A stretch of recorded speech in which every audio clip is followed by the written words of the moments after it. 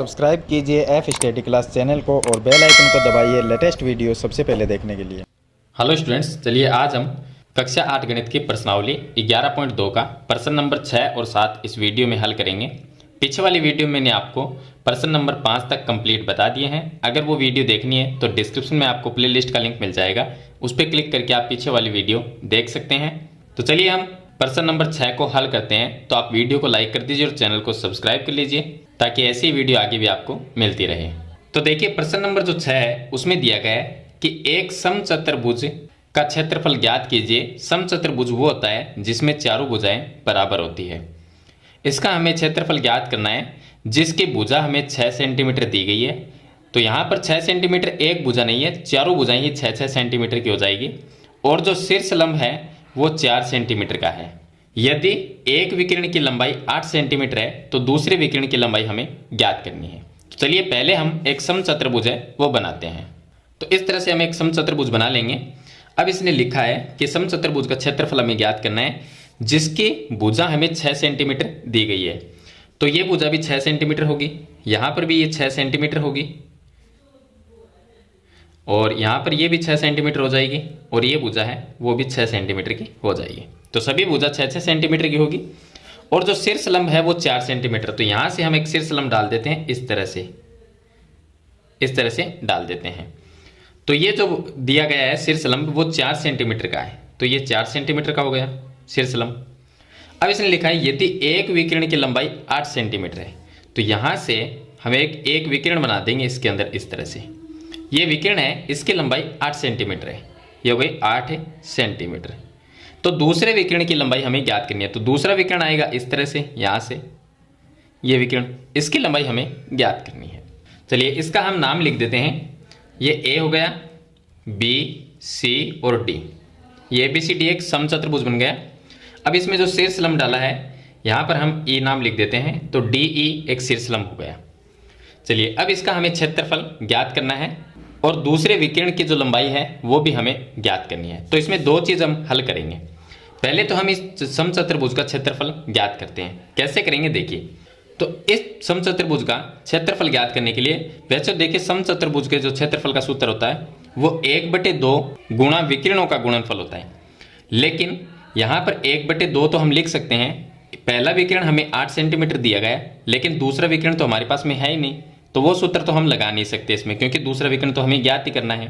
तो उसके बाद में हम क्या करेंगे, इसमें त्रिभुज लेंगे। त्रिभुज कौन सा लेंगे, ए, बी और डी। ये जो त्रिभुज है इस त्रिभुज में देखिए ये शीर्ष लंब जो है ये तो ऊंचाई हो जाएगी, क्योंकि ये लंब है शीर्ष लंब, तो ये ऊंचाई हो जाएगी। तो ऊंचाई इसकी 4 सेंटीमीटर होगी क्योंकि शीर्ष लंब 4 सेंटीमीटर का है।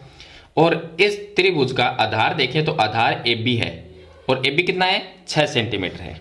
चलिए मैं आपको एक उदाहरण के तौर पर बताता हूं कि हमारे पास में अगर कोई समचतुर्भुज है इस तरह से, ये मान लीजिए एक समचतुर्भुज है और इसके अंदर अगर हम एक विकिरण बना दें इस तरह से, तो इस विकिरण से एक ये त्रिभुज बन गया और एक ये त्रिभुज बन गया।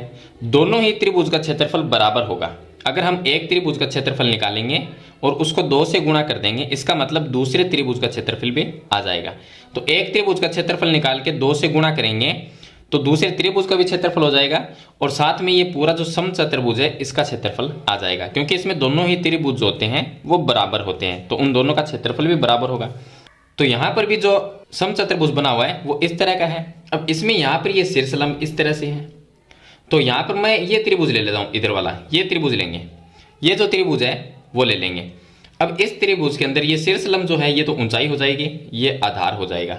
तो त्रिभुज का जो क्षेत्रफल का सूत्र होता है वो 1/2 गुणा आधार गुणा ऊंचाई होता है, आधार गुणा ऊंचाई ये होता है। तो हम इस त्रिभुज का क्षेत्रफल निकाल लेंगे। तो चलिए यहां पर हम हल करते हैं इसको। तो सबसे पहले देखिए हम यहां पर ए, बी और डी ये त्रिभुज लेंगे। तो हम लिखेंगे त्रिभुज ए, बी, डी का क्षेत्रफल। अब इस त्रिभुज का क्षेत्रफल निकालेंगे तो सूत्र होता है 1/2 गुणा में आधार गुणा में ऊंचाई, ये सूत्र लिख देंगे। अब यहां पर 1/2 का तो 1/2 आ जाएगा और गुणा आधार कितना है, ये जो हमने त्रिभुज लिया है A B D, A B और डी, इसके अंदर आधार ये है ए बी, ए बी इसका आधार है। तो आधार है 6 सेंटीमीटर, तो यहाँ पर लिख देंगे हम 6 सेंटीमीटर गुणा ऊंचाई, इसके जो शीर्ष लंब है वो ऊंचाई होगी, तो शीर्ष लंब 4 सेंटीमीटर का है, तो ऊंचाई आ गई इसकी 4 सेंटीमीटर।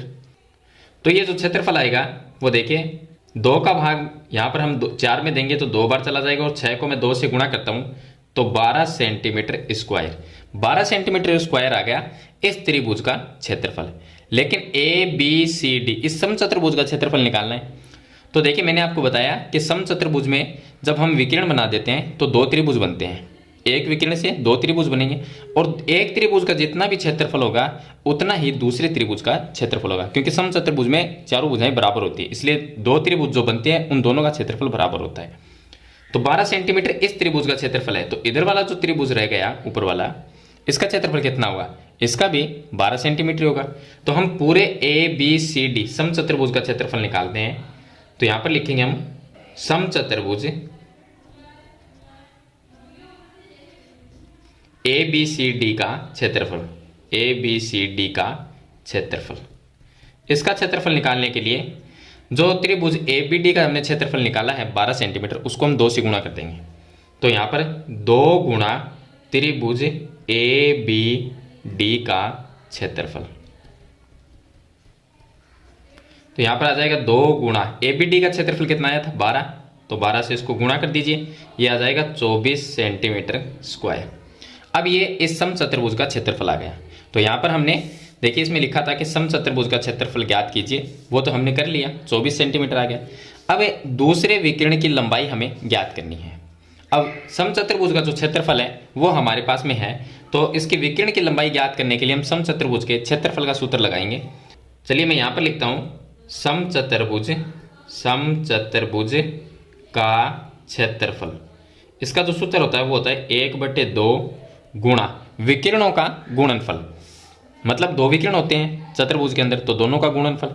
तो एक विकिरण तो है AC, दूसरा है ये BD, तो एक तो आ गया AC और गुणा में आएगा BD। अब यहाँ पर देखिए समचतुर्भुज का जो क्षेत्रफल है वो हमने निकाल लिया, 24 सेंटीमीटर है, तो मैं इसकी जगह लिख देता हूँ 24 बराबर में 1/2 ये आ जाएगा। और AC जो विकिरण है ये AC, इसका जो मान है वो हमें 8 सेंटीमीटर दिया गया है, तो मैं यहाँ पर 8 लिख देता हूँ। और गुणा में BD है दूसरा विकिरण, उसकी लंबाई हमें ज्ञात करनी है, तो BD की जगह हम BD लिख देंगे।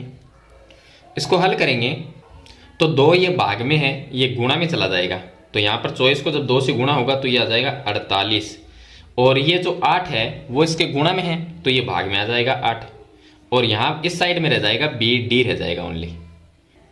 चलिए आगे हम हल करते हैं, तो 48 में जब 8 का भाग देंगे तो 6 आएगा, तो BD बराबर कितना आएगा 6 आएगा, तो मैं यहाँ पर लिख देता हूँ BD बराबर 6 सेंटीमीटर, ये आ जाएगा दूसरे विकिरण की लंबाई। तो इस तरह से आपको जो प्रश्न नंबर 6 है उसको हल करना है। ये मैं आपको शॉर्ट तरीका भी इसका बता सकता था, लेकिन इसको स्टेप बाय स्टेप आप हल करोगे तो इस तरह से आपको हल करना है, क्योंकि यहाँ पर पता होना चाहिए कि हम कौन सी चीज़ का जो मान है वो निकाल रहे हैं। तो इस तरह से प्रश्न नंबर 6 को हल करना है। चलिए अब हम प्रश्न नंबर 7 को हल करते हैं। अब प्रश्न नंबर 7 देखिए, इसमें दिया गया किसी भवन के फर्श में समचतुर्भुज आकार की 3000 टाइलें हैं। तो टाइलें कैसी है, समचतुर्भुज जैसी टाइलें लगी हुई है, 3000 टाइलें। तो पहले हम एक समचतुर्भुज बना लेते हैं। तो इस तरह से हम एक समचतुर्भुज बनाएंगे, और ये एक टाइल है, यानी कि एक जो टाइल है वो समचतुर्भुज जैसी है। तो कितनी टाइलें हैं, 3000 टाइलें हैं। तो 3000 टाइलें लगी हुई है, और इनमें से प्रत्येक के विकिरण 45 सेंटीमीटर और 30 सेंटीमीटर लंबाई के। तो इसके जो विकिरण हैं वो दिए गए हैं। एक विकिरण तो ये हो जाएगा 45, और दूसरा जो विकिरण होगा वो है दिया गया है 30, तो 30 सेंटीमीटर, ये हो गया 45 सेंटीमीटर। तो इस तरह से जो विकिरण हैं वो दिए गए हैं। 4 रुपये प्रति वर्ग मीटर, यहाँ पर देखिए ये मीटर में निकालना पड़ेगा क्योंकि ये सेंटीमीटर में दिए गए, और यहाँ पर जो हमें इसका खर्चा निकालना पड़ेगा वो मीटर में। तो पहले उससे पहले हम क्या करेंगे, खर्चा निकालने से पहले मीटर में चेंज करेंगे, उसके बाद में 4 से गुणा करना पड़ेगा। तो 4 रुपये प्रति वर्ग मीटर की दर से इस फर्श पर पॉलिश करने का खर्चा कितना होगा। तो हमें खर्चा निकालना है। अब किसी भी चीज़ का जब खर्चा निकालना हो तो हमें उसका क्षेत्रफल ज्ञात करना होता है। इसका मतलब ये हुआ कि जो ये टाइलें हैं 3000, तो 3000 टाइलों का पहले हमें क्षेत्रफल ज्ञात करना होगा। तो पहले हम एक टाइल का क्षेत्रफल ज्ञात करेंगे। एक टाइल का जो क्षेत्रफल आएगा उसको हम 3000 से गुणा करेंगे तो 3000 टाइलों का क्षेत्रफल आ जाएगा। उसके बाद में उसको हम मीटर में चेंज करेंगे, क्योंकि यहाँ पर मीटर दिया गया है, तो मीटर में चेंज करेंगे और मीटर में चेंज करने के बाद में 4 से गुणा कर देंगे तो इसका खर्चा आ जाएगा। चलिए, यहाँ पर हमें 3000 टाइलें दी गई है, तो मैं यहाँ पर लिख देता हूँ कुल टाइल। कुल जो टाइल है वो हमें दी गई है 3000। चलिए इसको हल करते हैं। तो सबसे पहले हम निकालेंगे एक टाइल का क्षेत्रफल। तो यहाँ पर मैं लिख देता हूँ एक टाइल का क्षेत्रफल। एक टाइल का क्षेत्रफल का मतलब हुआ, एक टाइल कैसी है, समचतुर्भुज जैसी है, तो इसका मतलब समचतुर्भुज का क्षेत्रफल। सूत्र होता है 1/2 गुणा विकिरणों का गुणनफल।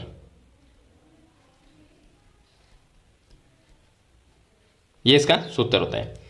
यहां पर हम लिखेंगे 1/2 का 1/2 आ जाएगा, गुणा विकिरणों का गुणनफल का मतलब हुआ कि दोनों विकिरण जो भी है, एक 30 है दूसरा 45 सेंटीमीटर, तो दोनों को गुणा करेंगे 30 गुणा 45। अब 2 का भाग 30 में जाएगा 15 बार, और 15 को हम 45 से गुणा कर देंगे तो ये आ जाएगा 675 सेंटीमीटर स्क्वायर।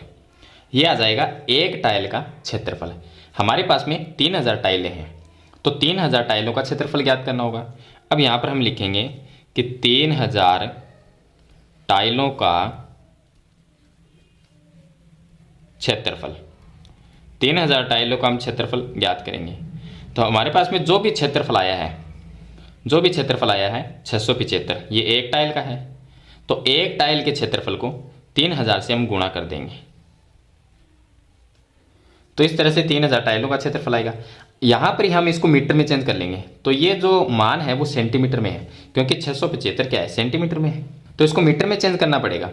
मीटर में चेंज करने के लिए हम क्या करेंगे, अब ये स्क्वायर में है, स्क्वायर में इसका मतलब देखिए, वैसे तो सेंटीमीटर को जब मीटर में चेंज करते हैं तो 100 का ही भाग देते हैं, लेकिन जब स्क्वायर लगा हुआ हो तो हम 100 × 100 का भाग देते हैं, 100 × 100 का। यहाँ से ये 3 0 है, वो ये 3 0 से कट जाएंगे। अब हम 675 को 3 से गुणा कर देंगे तो ये आ जाएगा 2025, और बट्टे में रह गया 10। अब 10 का भाग देंगे अगर 2025 में तो ये आ जाएगा 202.5। एक 0 है तो एक संख्या बाद में पॉइंट लगा के लिख देंगे, तो ये आ गया मीटर में, मीटर स्क्वायर। तो ये 3000 टाइलों का क्षेत्रफल है, वो भी मीटर में है। तो मीटर में हमने निकाल लिया, क्योंकि यहाँ पर लिखा हुआ है कि 4 रुपये प्रति वर्ग मीटर, यानी 1 मीटर का खर्चा है वो 4 रुपये है। तो हमारे पास में कितने मीटर है, हमारे पास में है 202.5 मीटर स्क्वायर है। तो इसका खर्चा कितना होगा, तो हम क्या करेंगे, 1 मीटर स्क्वायर का 4 रुपये लगता है, तो 202.5 मीटर स्क्वायर का कितना लगेगा, तो हम क्या करेंगे, इसको 4 से गुणा कर देंगे। तो हम निकालेंगे कि 4 रुपये प्रति वर्ग मीटर की दर से पॉलिश कराने का खर्च,